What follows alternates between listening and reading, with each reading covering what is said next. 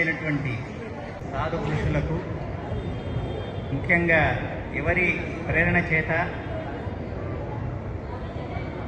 ఎవరి సందేశాన్ని ఈ కాశీలో ఈ గంగా తీరంలో విందామని వచ్చామో ఆ శివానంద స్వామిని నేను చూస్తే నాకు చాలా ఆనందం కలుగుతుంది. నాకు వివేకానంద స్వామి గుర్తుకొస్తున్నాడు, వివేకానందుడు గుర్తుకొస్తున్నాడు. ఎందుకంటే ఇంత చిన్న వయస్సులో ఇంత ఆధ్యాత్మిక శక్తిని వారు ఎట్లా సంపాదించారో నాకే ఆశ్చర్యం కలుగుతుంది.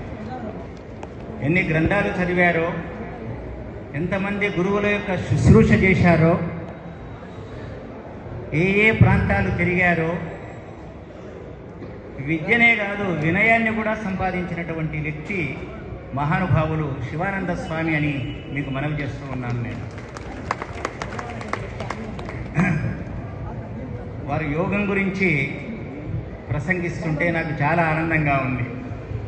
ఎందుకంటే నేను 30 ఏళ్ళు యోగం గురించి ప్రాక్టీస్ చేసి అభ్యాసం చేసి సంపూర్ణ యోగ దర్శనం అని ఒక పుస్తకాన్ని రచించాను. అది నా 60వ పుస్తకం. నేను ఇప్పటి వరకు 65 గ్రంథాలు రాశాను. నాకు మంచి ఆధ్యాత్మిక గురువులు దొరికారు. భగవంతుడు మంచి తల్లిదండ్రులను ఇచ్చినట్లే, మంచి స్నేహితులను ఇచ్చినట్లే, మంచి గురువులను ఇచ్చాడు, మంచి శిష్యులను కూడా ఇచ్చాడు. ఏది శివానంద స్వామికి మీరెట్లా మనమంతా ఎట్లా లభించామో అట్లే నాకు కూడా శిష్యులను ఇచ్చాడు. శిష్యుడు లేకపోతే గురువు లేడు. ఉపనిషత్తు ఏం చెప్తుంది అంటే విద్యకు పూర్వరూపం గురువు, ఉత్తర రూపం శిష్యుడు అని. ఇది తైత్రేయోపనిషత్తు చెప్తూ ఉంది. కాబట్టి విద్య ఫలవంతం కావాలి అంటే, ఆ విద్య రావాలి అంటే గురు శిష్యులు తప్పకుండా ఉండాలి. అందుకే గురువు లేని విద్య గుడ్డి విద్య అన్నమాట. ముఖ్యంగా యోగ విద్య చాలా గొప్పది. వేదాహమేతం పురుషం మహాంతం ఆదిత్యవర్ణం తమసపరస్తాత్ తమేవ విదిత్వా అతిమృత్యుమేతి నాణ్యపంథ విదితేయనాయ.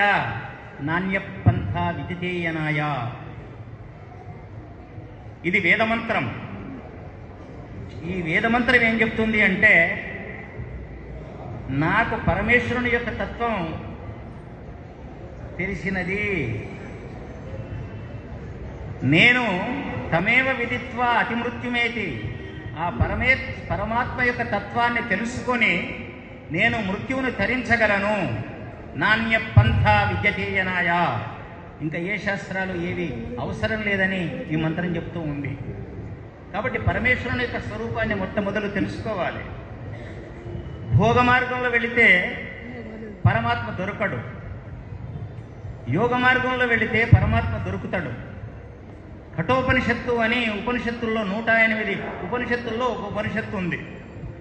అందులో యమాచార్యుడు నచికేతునికి 2 మార్గాలు చెబుతాడు. ఒకటి ప్రేయో మార్గం, 2 శ్రేయో మార్గం అని. ప్రేయో మార్గం అంటే సంసార సుఖాన్ని ఇచ్చేది, శ్రేయో మార్గం అంటే ఆధ్యాత్మిక సుఖాన్ని ఇచ్చేది. మనకు ఆధ్యాత్మిక సుఖం కావాలంటే యోగ మార్గంలో నడవలసిందే. నేను అనుకున్నాను కేవలం శివానంద స్వామి ఇక్కడికి వచ్చి భాగవతమో, భారతమో, రామాయణమో ఏదో చెప్పి కాలక్షేపం చేసి 7 రోజులు వెళుతారేమని నేను పరీక్షిస్తున్నా. ఇక్కడికి వచ్చి హాయిగా ఉండి భోజనం చేయడమే కాదు, మా విశ్వేశ్వరయ్య గారు నన్ను ఆహ్వానించడం వల్ల.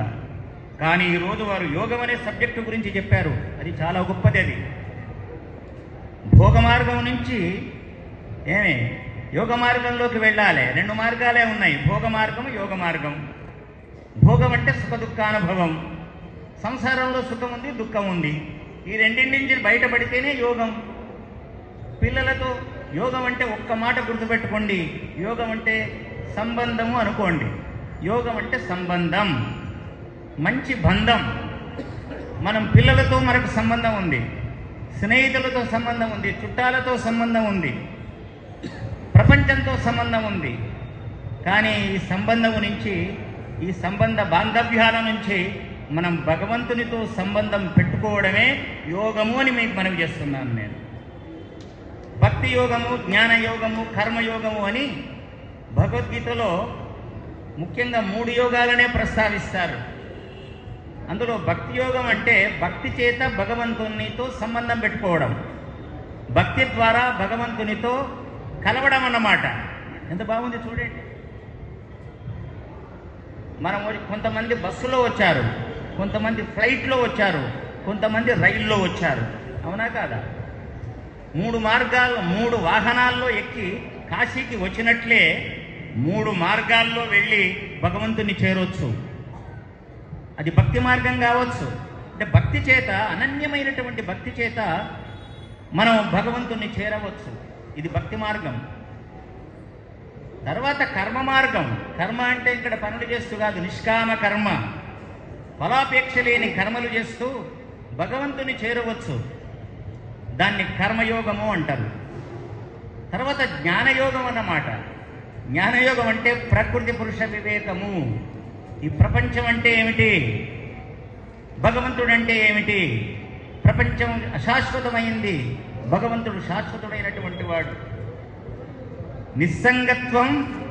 నిస్సంగత్వే ఏంది, నిస్సంగత్వే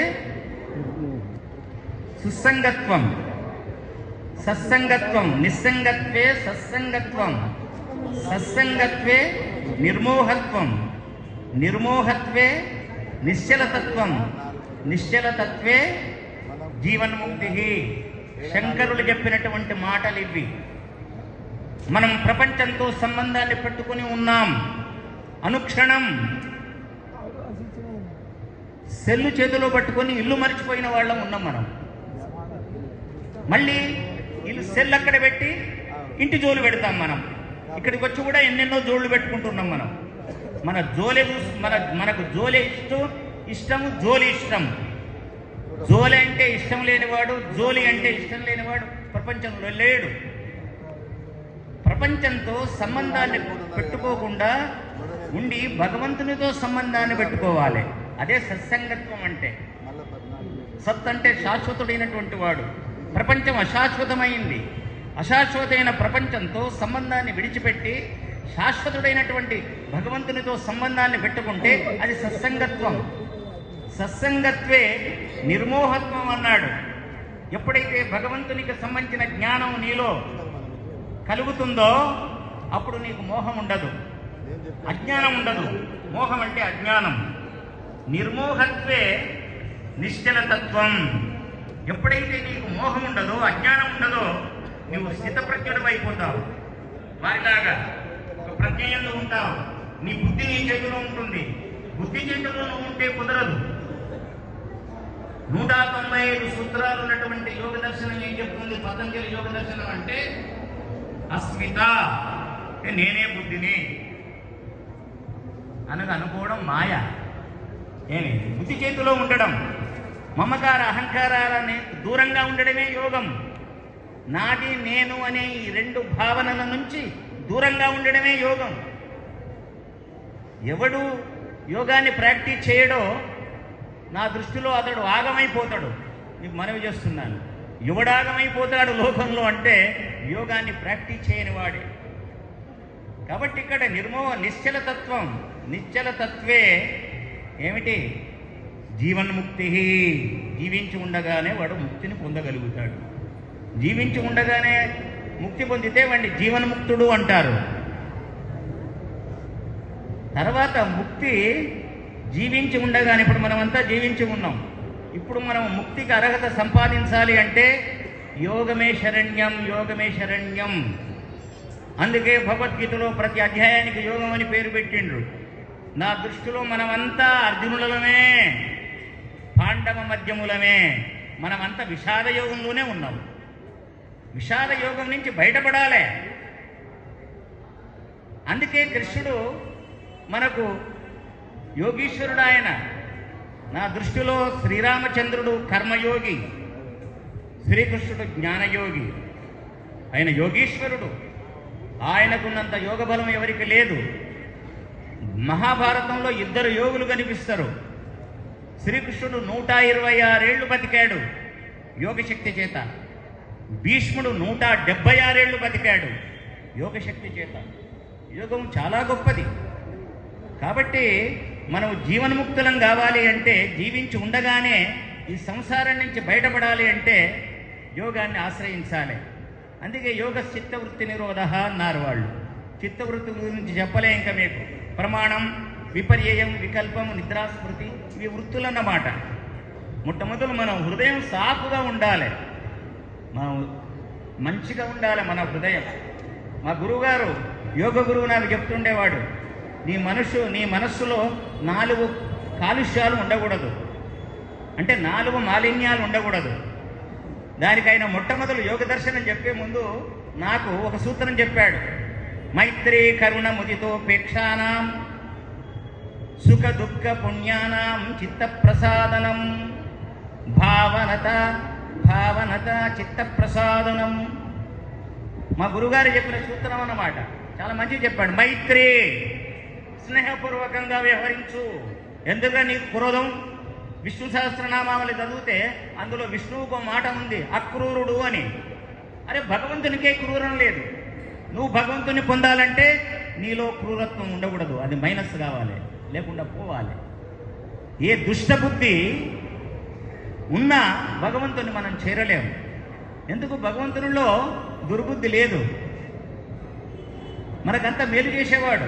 కాబట్టి మైత్రి అంటే సుఖంగా ఉన్న వాళ్ళతో స్నేహంగా ఉండాలట. ఎంత బాగుంది చూడండి. ఎవరైతే సుఖపడుతూ ఉంటారో వాళ్ళతో స్నేహం చేయాలట. కళ్ళల్లో నిప్పులు పోసుకోవద్దు. ఏమండి అంటాం కదా, కడుపులో మంట, కొంతమందికి కడుపులో మంట. సుఖంగా ఉన్న వాళ్ళని చూస్తే మా గురువుగారు చెప్పిన మాటలు, ఎవడైతే యోగం ప్రాక్టీస్ చేస్తాడో అతడు తన మనస్సులో ఉన్నటువంటి 4 మాలిన్యాలను తొలగించాలి. ఒకటి, మైత్రి కలిగి ఉండాలి, అంటే ఈర్ష్య ఉండకూడదు. మనిషికి ఈర్ష్య ఉండకూడదు. ఈర్ష్య అనే మాలిన్యం పోవాలి అంటే సుఖంగా ఉన్న వాళ్ళతో స్నేహంగా ఉండాలి. కరుణ, దయ, ఎవరైతే దుఃఖపడుతూ ఉన్నారో, ఏడుస్తూ ఉన్నారో, ఆపదల్లో ఉన్నారో వాళ్ళ మీద దయ కలిగి ఉండాలి.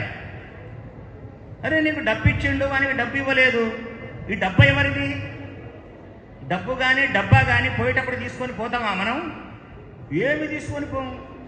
మన అకౌంట్లో ఎంత డబ్బు ఉందో రోజు చూస్తాం మనం. సెల్ ఫోన్ వచ్చిన తర్వాత ఒకడిని అడిగాను, రోజు 20 సార్లు చూస్తాడు తన అకౌంట్లో. ఎందుకంటే రూపాయిని కూడా పంపుతాడు కదా. రూపాయి వచ్చేది, రూపాయి పోయేది. నేను ఎప్పుడూ అన్నాను, వచ్చిపోయేను పైసా, తెచ్చి పెట్టెను గోస, రాకున్న ఏ ఆశ లేకుండు మళ్ళీ అని. ఇది ఎక్కడి భాగవతం రా నాయన. అది ఎంత బాగుంది చూడండి. వాడు రోజు చూస్తాడు, పోయేటప్పుడు మాత్రం ఏమీ తీసుకుని, తన కర్మను మాత్రమే తీసుకొని వెళుతాడు. తాను చేసిన కర్మ ఫలాన్ని మాత్రమే వెంట తీసుకొని వెళుతాడు. కాబట్టి ఎవరు దుఃఖపడుతున్నారో వాళ్ళ మీద దయగలిగి ఉండాలట. ఇది రెండవది అన్నమాట.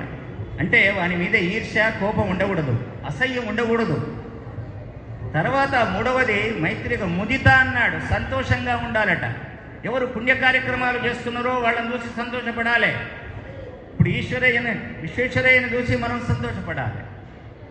ఆయన దారిలో ఎవరైనా ఇలాంటి కార్యక్రమాలు చేస్తే వాళ్ళను చూసి మనం సంతోషపడాలి. ఇంత బాగుంది చూడండి. పుణ్య కార్యక్రమాలు చేసే వాళ్ళను చూసి సంతోషపడాలి. దుఃఖంలో ఉన్న వాళ్ళ మీద దయగలిగి ఉండాలి. సుఖంగా ఉన్న వాళ్ళతో స్నేహంగా ఉండాలి. తర్వాత 4వది ఉంది, ఏమిటి? ఉపేక్ష. దుష్టులు ఎవరైతే ఉంటారో, దుర్మార్గులు ఎవరైతే ఉంటారో వాళ్ళకు మనం దూరంగా ఉండాలి. మీకు శక్తి ఉన్నట్టయితే గూటం పట్టుకొని భీములయ్యి శత్రు సంహారం చేయండి. మీకు బలం ఉన్నట్టయితే రామునిలాగా బాణాన్ని పట్టుకొని శత్రువుల మీద దాడి చేయండి. మీకు అంత శక్తి ఉన్నట్టయితే చక్రం పట్టుకొని శ్రీకృష్ణులాగా శత్రువులను చెండాడండి. లేకపోతే యోగ సాధనలో ఉన్నటువంటి మీరు ఉపేక్షాభావం కలిగి ఉండండి, దుష్టులకు దూరంగా ఉండండి. యోగ దర్శనం చెప్తుంది. ఎంత మంచి విషయం చూడండి. వేదాల తర్వాత, ఉపనిషత్తుల తర్వాత దర్శన గ్రంథములు 6 చాలా ముఖ్యమైనవి.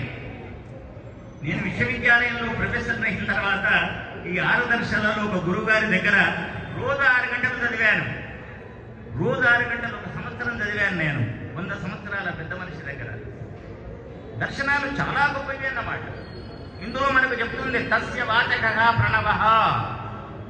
భగవంతుని నామం ఓంకారం. మీరు ఏ నామంతో పిలిచినా అది భగవంతునికే చెందుతుంది. ఆ భగవంతుడు ఓంకార స్వరూపుడై ఉండాలి.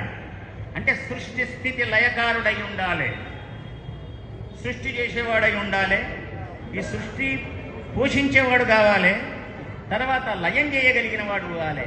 అలాంటి శక్తిశాలి ఎవడైతే ఉన్నాడో అతని నామమే ఓంకారం. తస్య వాచక. పరమాత్మ యొక్క స్వరూపాన్ని పతంజలి యోగ దర్శనం చాలా బాగా చెప్తుంది. క్లేశ కర్మ విపాకాశయే రపరామృష్ణ పురుష విశేష ఈశ్వర అని భగవంతుని లక్షణం చెప్తుంది. మీరు కాశీకి రావాలని కాశీకి వచ్చే రైలు ఎక్కితేనే కదా కాశీ వచ్చింది. అంటే కాశీ గురించి మీకు తెలియాలి, జ్ఞానం ఉన్నది.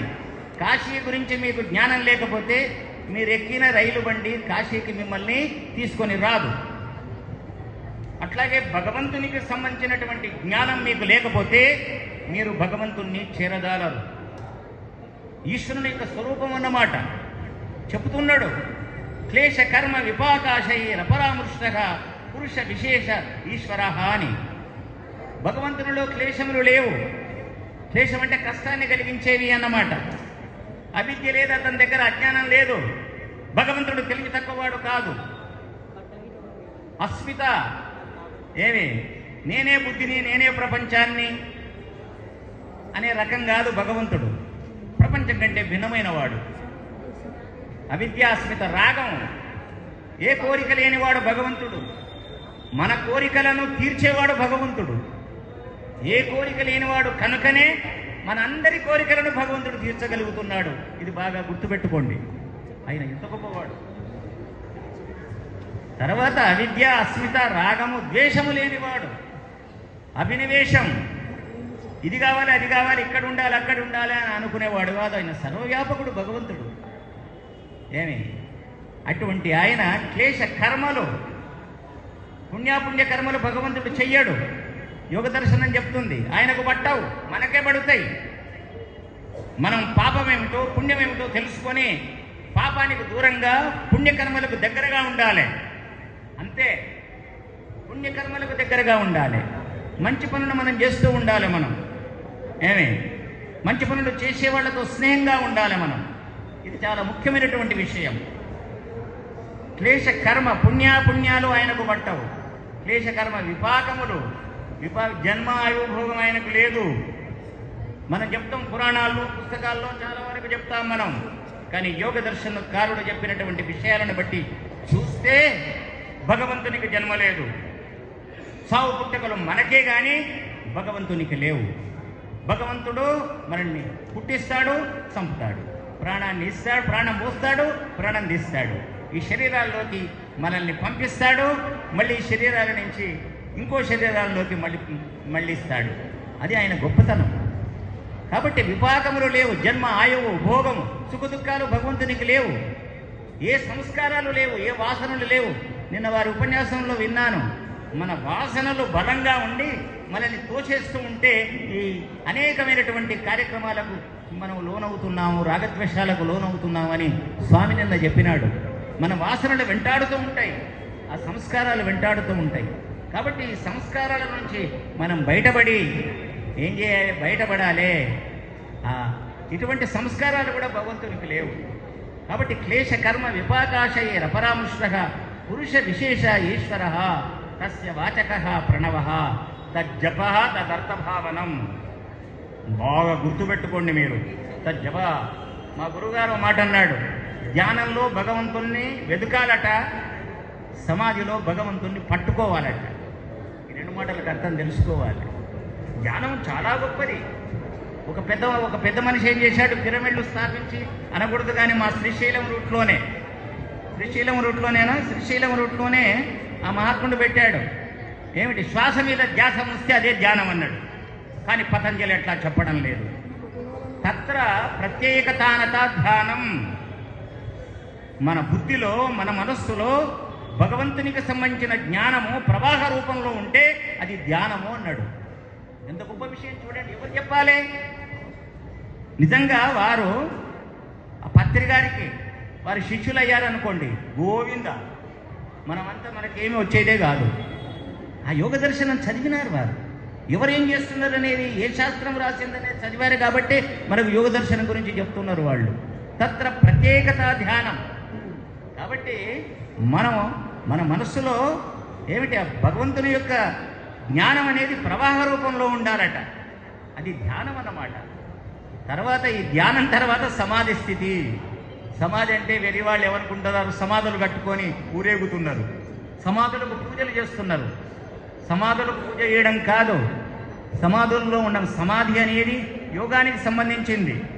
పతంజలి యోగము అన్నాడు, వ్యాసుల వారు సమాధి అన్నాడు.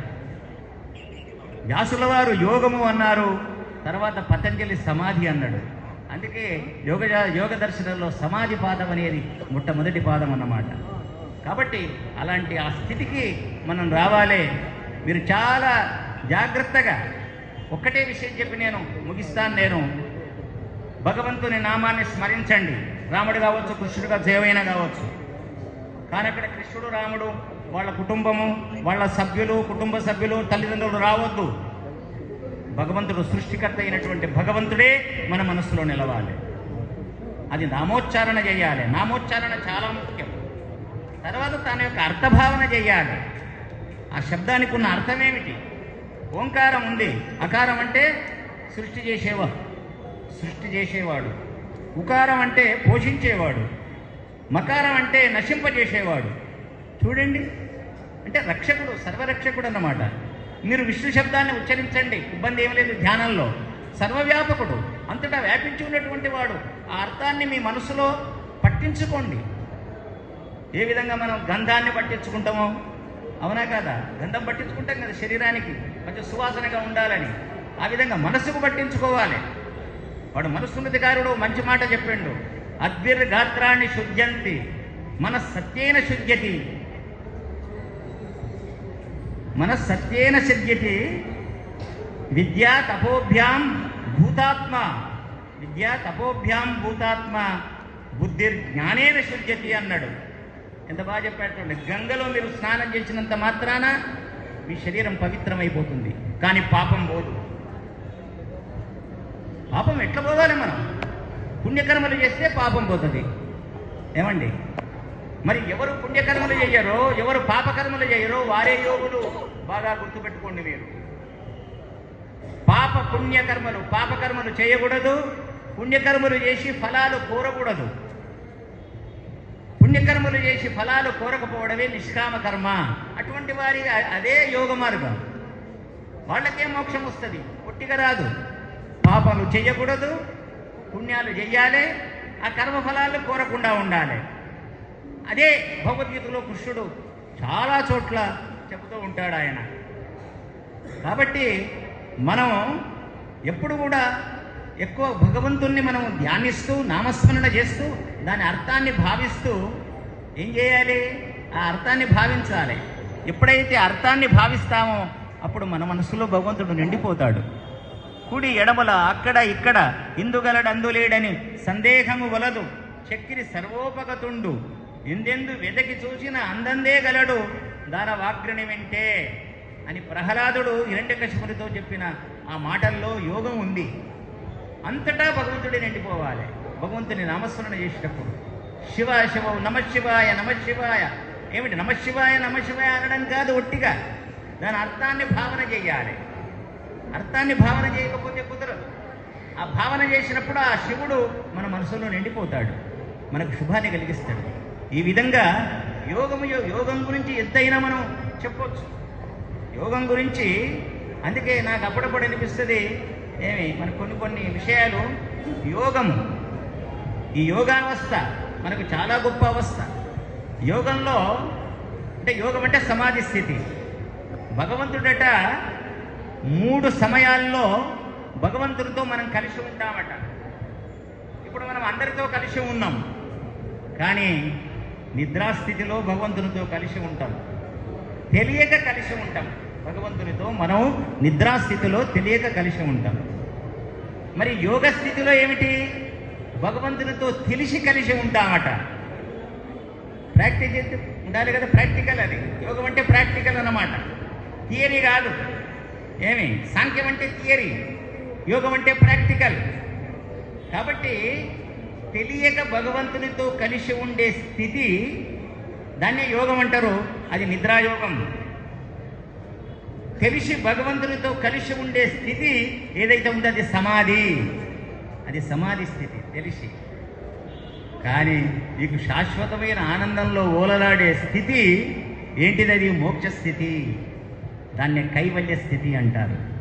కాబట్టి పతంజలి మనకు 4వ పాదంగా ఆయన కైవల్య పాదం అని మనకు చెప్పాడు. అక్కడ కేవలుడు వాడే ఉంటాడు, మనం ఉండనే ఉండం, సమాధి స్థితిలో ఉండం. ఈ యోగాన్ని 2 భాగాలు చేశారు పతంజలి. ఒకటి సంప్రజ్ఞాత సమాధి, 2 అసంప్రజ్ఞాత సమాధి అని. సంప్రజ్ఞాత సమాధి అంటే నిన్ను నీవెవరో తెలుసుకోవడం. నువ్వెవడవు? నువ్వు దేవుడవా, జీవుడవా, ప్రపంచంలో భాగమా, ప్రపంచంలో ఉన్న పదార్థమా, జడ పదార్థానివా, చైతన్యానివా, ఎవడో నీ గురించి నువ్వు తెలుసుకోవాలి. ఎంత బాగుంది చూడండి. యోగం 2 భాగాలు చెప్పాడు. దాంట్లో పరమ సారాంశాన్ని మీకు చెప్తున్నా. ఒకటి సంప్రజ్ఞాత సమాధి, 2 అసంప్రజ్ఞాత సమాధి. సమాధి అన్నా యోగం అన్నా ఒకే అర్థం. సంప్రజ్ఞాతం అంటే నేను నువ్వు తెలుసుకోవాలి, అసంప్రజ్ఞాతం అంటే పరమాత్మను తెలుసుకోవాలి. 2 తప్పదన్నమాట. ఈ లోకానికి వచ్చినప్పుడు నేనే పరబ్రహ్మ, నేనే బ్రహ్మను అనేవాళ్ళు చాలామంది ఉన్నారు. ఏమి కానీ నాకు తెలిసినంత వరకు అహం బ్రహ్మాస్మి అనే వాళ్లకు అహమే ఉంది, కానీ బ్రహ్మత్వం చాలామందిలో లేదు. ఇంత ఘంటాపదంగా చెప్తున్నాను చూడండి. ఆ బ్రహ్మ స్వరూపం ఏందో తెలుసుకోవాలి వాళ్ళకు. వీడు పరబ్రహ్మతో కలిసి ఉండాలి. నేను అప్పుడప్పుడు అంటుంటాను, యోగం అంటే కలిసిపోవడం కాదు, కలిసి ఉండుట. బాగా గుర్తుపెట్టుకోండి. యోగము అనగా కలియట, కలవడం, భగవంతునితో కలవడం. నేను చెప్పాను కదా, భగవంతునిలో కలిసిపోవడం కాదు. భగవంతునితో కలిసిపోతే మన సృష్టి ఎక్కడిది లేదు కదా. మనం ఆయన నుంచి వస్తే ఆయనలో కలిసిపోతాం, ఆయన నుంచి రాలే. వేదం ప్రకారం నాకు తెలిసినంత వరకు, నా బుద్ధి తెలిసినంత వరకు, స్వామి ఏమంటాడో నాకు తెలియదు, కానీ నా బుద్ధి వరకు మాత్రం జీవుడు కూడా అనాది పదార్థమే, భగవంతుడు అనాది పదార్థమే. సనాతనులు వీరు. ఏమి అజోనిత్య శాశ్వతోయం పురాణ భగవద్గీత చెప్తుంది, కఠోపనిషత్తు చెప్తుంది. కాబట్టి వీడు శాశ్వతమైనటువంటి వాడు. జీవుడు కూడా శాశ్వతమైన వాడుగా మనకు యోగ దర్శనం చెప్తుంది. ఏమి స పూర్వేషాం గురువు కాలేన అనవచ్చేద. గురువులకు గురువు పరమాత్మ అని చెబుతుంది. తత్ర నిరతిశయం సర్వజ్ఞ బీజం. ఎవడిలో ఎక్కువ తక్కువ జ్ఞానం లేదో వాడు దేవుడు అని యోగశాస్త్రం చెప్తుంది. ఇక్కడ వచ్చినటువంటి వాళ్లకు పరిచయం చేశారు గురువు గారు. భాగవతం చదవమని చెప్తున్నాడు, భారతం చదవమని చెప్తున్నాడు, హిందువులమైనందుకు రామాయణం చదవమని చెప్తున్నాడు. కానీ ప్రపంచంలోనే మీరు అజేయులు కావాలంటే యోగ దర్శనాన్ని చదవాలి, యోగాన్ని ప్రాక్టీస్ చేయాలి. కేవలం యోగం అంటే ఆసనాలు, ఎగరడం, దూకడం, అటు కదలడం, ఇటు కదలడం, అంతేనా కాదా? ఆసనాలు, ఈ ఆసనాలు ఆరోగ్యానికి కారణభూతం అవుతాయి. యమ నియమ ఆసన ప్రాణాయామ ప్రత్యాహార ధారణ ధ్యాన సమాధులు 8 కూడా చాలా ముఖ్యమైనటువంటివి యోగానికి. కాబట్టి అటువంటి యోగాన్ని, యోగ బలం శివానంద స్వామిలో ఇప్పుడు ఉన్నది. ఏ బలం చెప్పండి ఒకసారి? అది యోగ బలం. యోగం, యోగశక్తి, అది మహాశక్తి అన్నమాట. యోగశక్తి లేకపోతే ఇంత గొప్ప యాగం చేయడు. ఇది యాగమే, అవునా కాదా?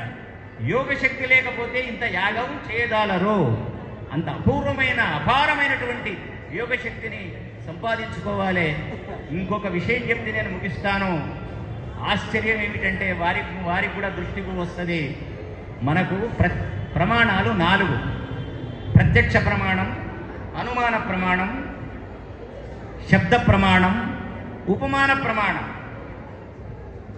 ప్రత్యక్ష ప్రమాణం అంటే కళ్ళకు కనిపించేది, కంటితో చూస్తే కనిపించే వస్తువు ఏదైతే ఉందో అది ప్రత్యక్ష ప్రమాణానికి ఉదాహరణ. అనుమాన ప్రమాణం ఏమిటి? పొగ వస్తే నిప్పు ఉందని చెప్పడం, పొగను బట్టి నిప్పు వస్తుందని చెప్పడం అనుమాన ప్రమాణం. శబ్ద ప్రమాణం ఏమిటి? గురువులు చెప్పిన మాటలు నమ్మడం, వేదం చెప్పిన మాటలు నమ్మడం, భగవద్గీత చెప్పిన మాటలను నమ్మడం, ఇదంతా శబ్ద ప్రమాణం. తర్వాత ఇంకోటిది ఉపమాన ప్రమాణం ఉంది, అంటే ఒకదాన్ని మరొక దాంతో పోల్చడం. పతంజలి యోగ దర్శనంలో ఒక వస్తువును మరొక వస్తువుతో పోల్చొద్దు అంటాడు. బాగా వినండి. పరమేశ్వరుణ్ణి సర్వేశ్వరుడైనటువంటి యస్తు సర్వాణి భూతాని, ఏమండి, అంతటా భగవంతుడు వ్యాపించి ఉన్నాడు, సర్వవ్యాపకుడైనటువంటి వాడు. అంతటా వ్యాపించినటువంటి భగవంతుణ్ణి ఒకచోట ఉన్నాడని అనుకోవడం తప్పట. కాబట్టి పరమేశ్వరుని యొక్క స్వరూపాన్ని ముఖ్యంగా తెలుసుకోమంటాడు ఆయన. తెలుసుకొని ఆయనను ఆవేశింపజేసుకోమంటాడు, ఆయనను ధ్యానించమంటాడు. అంతేగాని పరమేశ్వరునిగానే చూడమంటాడు. బాగా ఇది చాలా ముఖ్యమైన విషయం. పతంజలి ఉపమాన ప్రమాణాన్ని ఆయన పక్కన పెట్టేశాడు. దేవుణ్ణి దేవునిగానే చూడాలి, భూమిని భూమిలాగా చూడాలి, గాలిని గాలిలాగానే చూడాలి. నేను ఉపనిషత్తులు అనువదించిన భూమి యందున నిలిచియుండి భూమి కంటెను భిన్నుడగుచును, భూమిచే తెలియంగదారక భూమినే దేహముగాగా, భూమి లోపల ఉండి ఎవ్వడు సర్వమును శాసించుచుండునో అతడంతర్యామి అమృతము నేనెరుంగుదునన్న బ్రహ్మము. యాజ్ఞవల్కుడు బృహదారణ్యోపనిషత్తులో ఉద్దాలకునికి చెప్తాడు, నింగి యందున నిలిచియుండి నింగి కంటెను భిన్నుడగుచును, నింగిచే తెలియంగదాలక నింగినే దేహముగాగా, నింగి లోపల ఉండి ఎవ్వడు సర్వమును శాసించుచుండునో అతడంతర్యామి అమృతము నేనెరుంగుదునన్న బ్రహ్మము. భగవంతుడు అంతటా ఉన్నాడు. భగవంతుడు ఆకాశంలో ఉన్నాడు, ఆకాశం కంటే భిన్నమైన వాడు. ఆకాశానికి భగవంతుని గురించి తెలియదు, ఆకాశం భగవంతునికి శరీరం. ఆకాశంలో ఉన్న భగవంతుడు మొత్తం ప్రపంచాన్నంతా పాలిస్తూ ఉన్నాడు. ఇది దాని యొక్క లక్షణం అన్నమాట. నేను రైల్లో వస్తుంటే ఓ పిల్లాడు అడిగిండు, రైల్లో కూడా దేవుడు ఉన్నాడా అని. నేను చెప్పిన, రైలు నందున నిలిచియుండియు రైలు కంటెను భిన్నుడగుచును, రైలు చే తెలియంగదాలక రైలునే దేహముగాగా, రైలు లోపల ఉండి ఎవ్వడు సర్వమును శాసించుచుండునో అతడంతర్యామి అమృతము నేనెరుంగుదునన్న బ్రహ్మము అన్నా. మా ఇంటికి వచ్చిన తర్వాత మా ఆవిడకి ఈ విషయం చెప్తే ఆ చేతిలో గంటె పట్టుకున్నది. పుడుతుందాయమనుకున్నా నేను. లేదు గంటెలో కూడా దేవుడు ఉన్నాడా అని అడిగింది. గంటె లోపల నిలిచియుండియు గంటె కంటెను భిన్నుడగుచును, గంటెచే తెలియంగదాలక గంటెనే దేహముగాగా, గంటె లోపల ఉండి ఎవ్వడు సర్వమును శాసించుచుండును, సర్వమును పోషించుచుండును, సర్వమును పాలించుచుండును అతడంతర్యామి అమృతము నేనెరుంగుదునన్న బ్రహ్మము.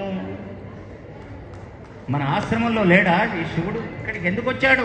అంతటా ఆ శివుడే ఉన్నాడు కాబట్టి ఇగో ఈ శివానంద స్వామి ఇక్కడికి వచ్చాడని మనవి చేస్తున్నాను. ఓసారి చప్పట్లు కొట్టండి, ఇబ్బంది ఏం లేదు. తెలుసు ఆయన, ఈ నో సర్వత్రా భగవంతుడు అంతటా ఉన్నాడు. పరమాత్మ అంతటా ఉన్నాడు, అతడు ఒకడే. సూర్య చంద్రమసౌధాత యథాపూర్వమ కల్పయత్ దివంచ పృథివీంచ అంతరిక్షమతో స్వహ. ఇది వేదమంత్రం. సూర్యుడిని, చంద్రుణ్ణి, నక్షత్రాలను ఈ భగవంతుడు, ఆ దేవుడు ఇంతకుముందు సృష్టిలో లాగానే ఇగో ఈ సృష్టి లోపల కూడా తయారు చేశాడు. ఆయన సృష్టి రచనలో తేడా ఉండదు, ఆయన జ్ఞానంలో తేడా ఉండదు. ఆయన సచ్చిదానంద స్వరూపుడు. ఆయన ఎల్లప్పుడూ ఉండేవాడు, అనంతమైన జ్ఞానము కలిగిన వాడు. సత్య జ్ఞానం అనంతం, అంతము లేనటువంటి వాడు. బ్రహ్మ అన్నిటికంటే గొప్పవాడు. కాబట్టి అటువంటి పరమాత్మ యొక్క స్వరూపాన్ని మనం తెలుసుకోవాలని యోగ దర్శనం చెప్తూ ఉంది. యోగ దర్శనం చాలా మంచిది. ఇది 6వ సప్తాహం. ఇది ఇప్పుడు 6వ సప్తాహం అంటే అష్టాంగ యోగంలో 6వది ఏంది? 6వది ఏమిటి? ధారణ, ధ్యానమా? ఏంటిది? ధారణ. ఇప్పుడు మీకంతా నేను చెప్పిన విషయాలన్నీ మీకు ధారణ అయితే వచ్చే సప్తాహం మీరు ధ్యానంలోకి వెళ్ళి ఇంకో సప్తాహంలో తప్పకుండా మీరు సమాధి స్థితికి అర్హత సంపాదించగలుగుతారు అని నేను భావిస్తూ, ఇంత అవకాశం నాకు ఇచ్చినటువంటి స్వామికి నేను సాష్టాంగ నమస్కారాలు చేస్తూ సాధు పురుషులకు నేను శిరస్సు వంచి నమస్కరిస్తూ మీ అందరికీ కూడా నమస్కరిస్తూ ఓం శాంతి శాంతి శాంతి. ఉస్మానియా యూనివర్సిటీ ప్రొఫెసర్ అయినటువంటి శ్రీమాన్ మసన చెన్నప్ప గారు చక్కని ఆధ్యాత్మిక సందేశాన్ని యోగ శాస్త్రం, వేదం, ఉపనిషత్తులు తదితర గ్రంథాలలోని అమూల్యమైనటువంటి విషయాలను మనకి ప్రవచన రూపంలో తెలియపరిచారు. వారికి హృత్పూర్వక అభినందనలు.